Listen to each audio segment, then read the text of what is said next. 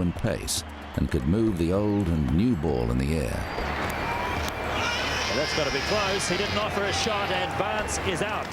Very highly talented, very skilled with the ball, and also very able with the bat. So a great all-rounder, one of the best of that time. And in Test cricket, he was a difficult opponent because he could bowl really quickly, very aggressively, and make some runs down the order as well. I thought he was an exceptional bowler. He was the first one who introduced reverse swing and genuine pace.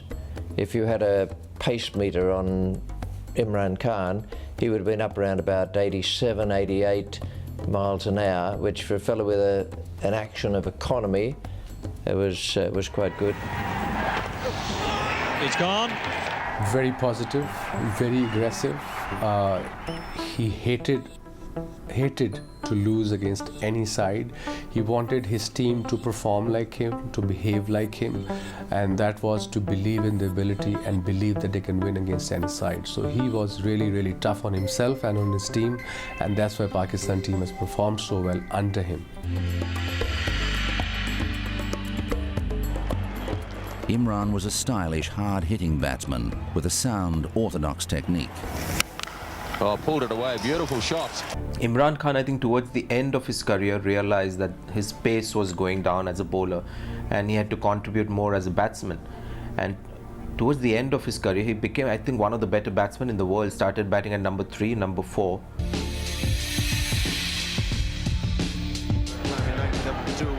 As a captain, Imran led his country with authority and vision. I think he was Pakistan's greatest captain, there's no doubt about it. His ability to motivate youngsters was quite amazing. He passed on the art, he was always talking to the likes of Wasim or Waqar. And I think the attitude, when you see the aggressive attitude and positive attitude of the young Pakistani bowlers, you got to thank Imran Khan for that, because he was instrumental there. He was always there, the first one to be there at the ground and last one to leave the ground. He was a hard-working to the core, and that's what made him such a successful captain. Imran Khan was, for me, the greatest ever Pakistan captain, and he was the one who could ask or issue instructions and know that they were going to be obeyed. He's the only one I've known over the years who could do that. A wonderful cricketer as well.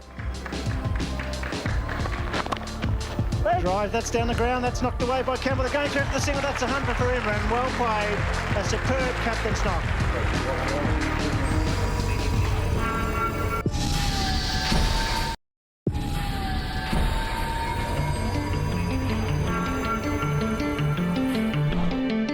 Imran Khan was first selected for Pakistan in 1971, aged 18. It would be another 5 years before he would establish himself at the highest level. He was probably picked before his time. I think he was picked purely on a great talent, but a very undisciplined talent, who, when he was first selected, was really feeling his way in first-class cricket, let alone being thrown into Test cricket. And some of his early performances, he came across as an undisciplined cricketer. And he really didn't solidify his place in the side until 1975, 1976. But in that meantime, from his Test debut in 71 through there, he had studied at Oxford University. And I think learnt much about life, much about himself, and much about cricket in that period.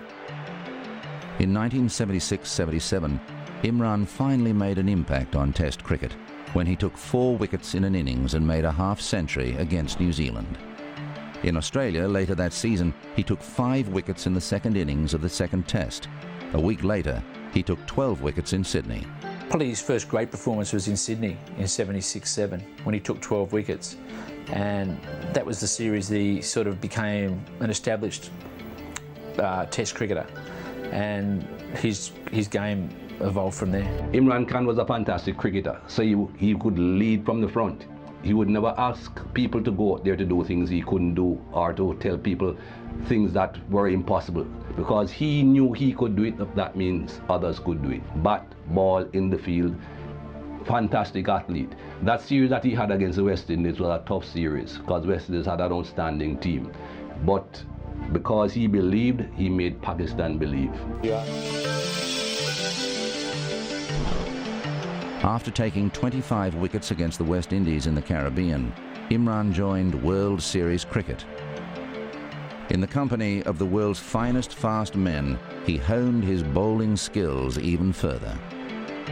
For a budding fast bowler to be in an environment that also featured opponents such as Lilly and the great West Indies fast bowlers Roberts, Holding, Garner, and he also had the good fortune playing for the World 11 in World Series cricket that he was playing with fast bowlers such as Mike Proctor. Well, I don't know whether I gave advice to Imran Khan or he gave me advice. It was really a matter of discussing the game of cricket. World Series cricket was a huge challenge. We were quite matey. We just discussed the pros and cons of being all-rounders. I think I must say whatever Pakistan cricket has done after Imran's retirement or Javed Miandad's retirement, those two main guys showed us that how to tackle the world, how to tackle the world cricket and how to beat the world cricket, and after that we won a lot of series against a lot of sides, even their home turfs. And I think that's the positive mark Imran left in me, in Waqar Younis, and in people like Umar Gul, people like Shoaib Akhtar, all these bowlers, and that's what we picked up from him. And I think we should thank Imran Khan to give us the good foundation how to be a great fast bowler. I would say that Imran was the one that I rated very highly. A penetrative new ball bowler. As a batsman, he could bat any sort of innings, where he could bat high in the order and play a very subdued sort of innings, or if necessary, take the attack to the bowler and change the course of the match. And of course, he fielded sort of okay, and he was a captain, and he was more consistent, I believe, than the rest of us. From 1979 to 1982, Imran was clearly Pakistan's chief strike bowler. Against Sri Lanka in 1982, he took 8 for 58 and 6 for 58.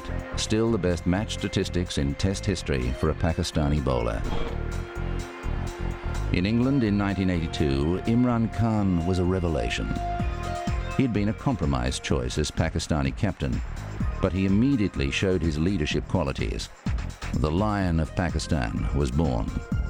What he was able to bring was to a very kind of flamboyant Pakistani team, probably real discipline and edge to them, but allowing them to express their natural talent. Probably, Pakistan have not had a captain like Imran, since he's finished, to be able to bring not a team of individuals,